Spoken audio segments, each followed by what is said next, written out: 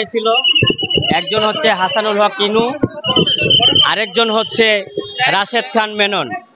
তাদের দুবইয়ের পক্ষে আমরা শুনানি করেছি।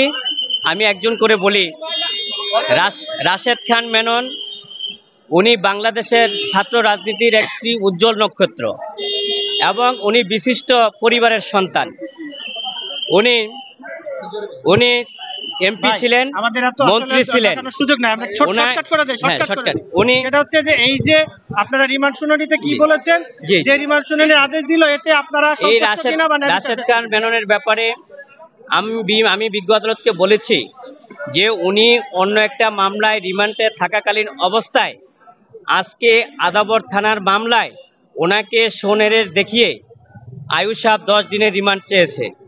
আমরা বিজ্ঞ আদালতকে বলেছি যে রাশেদ খান মেনন বাংলাদেশের একজন সিনিয়র সিটিজেনশিপ এবং উনি যে আয়ুষ সাহেব যেই ফরওয়ার্ডিংয়ে যে ঘটনার স্থান এবং যে বিষয় উল্লেখ করেছেন, এই ঘটনার স্থানে রাশেদ খান মেনন উপস্থিত ছিলেন না এবং এফআইআর এজাহার পর্যালোচনা করলে দেখা যায় যে এই রাশেদ খান মেননকে পূর্ব পরিকল্পিতভাবে এই মামলায় সম্পৃক্ত করা হয়েছে।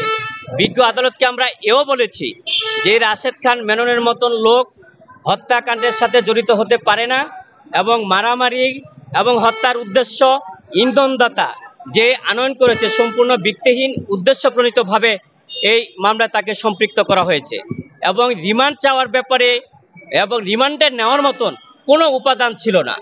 তারপর বিজ্ঞ আদালত অত্যন্ত মনোযোগ সহকারে, ধৈর্য সহকারে আমার বক্তব্য শুনেছেন।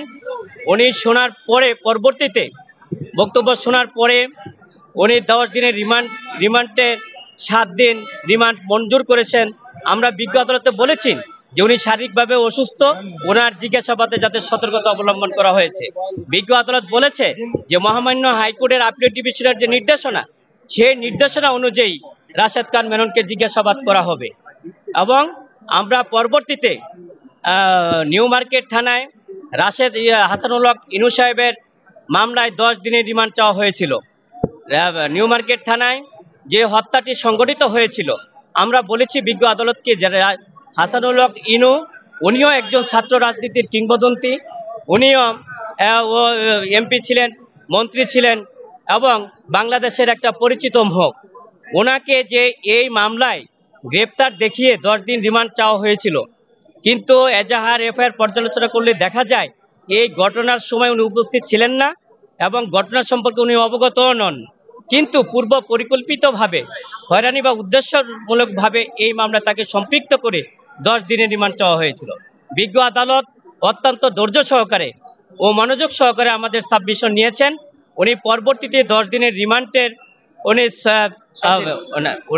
10 দিনের রিমান্ডে উনি 7 দিন মঞ্জুর করেছেন। আমরা বিজ্ঞ আদালতের কাছে আশা করেছিলাম যে আমরা ন্যায় বিচার পাবো এবং আমরা এও বলেছিলাম যে যেহেতু উনি বাংলাদেশের একজন সিটিজেনশিপ নাগরিক, অসুস্থ, ওনার বাইপাস করা এবং তাকে চিকিৎসা করার জন্য জামিন মুক্তি জামিন দেওয়ার জন্য, কিন্তু বিজ্ঞ আদালত জামিন নামঞ্জুর করেছেন, রিমান্ড মঞ্জুর করেছেন। তখন বিজ্ঞ আদালতকে আমি বলেছি যে উনি যেহেতু অসুস্থ এবং সার্জারি করা, তাকে সতর্কতার সাথে যাতে জিজ্ঞাসা করা হয়। মহামান্য আদালত উনি মহামান্য হাইকোর্টের আপিল ডিভিশনের নির্দেশনা অনুযায়ী ওনাকে রিমান্ডে থাকাকালীন অবস্থায় জিজ্ঞাসাবাদ করার জন্য নির্দেশ দিয়েছেন। আমরা বিজ্ঞ আদালতকে এও বলেছি যে একজন নাগরিক হিসাবে এবং আইনজীবী নিয়োগ করা হলো, আপনারা সন্তুষ্ট কিনা বা আপনারা ন্যায় বিচার পেয়েছেন কিনা? আজকে যে রিমান্ড দেওয়া হয়েছে, এই রিমান্ডের আমরা কোনো যুক্তিগতা মনে করি না। রিমান্ডের যে যুক্তিগতা থাকার কথা, উপাদান থাকার, তার কিছুই নেই। আমরা এই রিমান্ডে আমরা সন্তুষ্ট না। তারপরও বিজ্ঞ আদালতের প্রতি এবং আইনের প্রতি আমরা শ্রদ্ধাশীল।